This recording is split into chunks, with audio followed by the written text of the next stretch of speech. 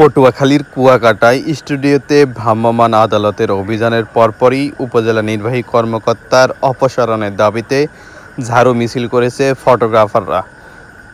তবে পর্যটক হয়রানি বন্ধে স্টুডিওতে অভিযান চালানো হয়েছে বলে জানিয়েছেন উপজেলা নির্বাহী কর্মকর্তা। গত মঙ্গলবার 31 মে সন্ধ্যায় পর্যটন কেন্দ্র কুয়াকাটা পৌর শহরে এই ঘটনা ঘটে। বিস্তারিত প্রতিবেদনে।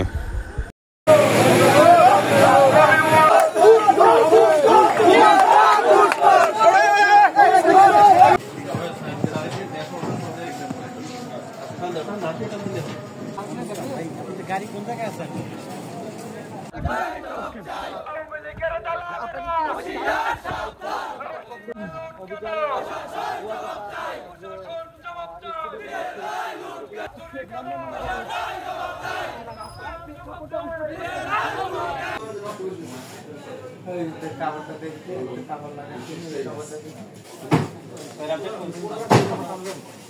মোবাইলটা কাটতে দেন।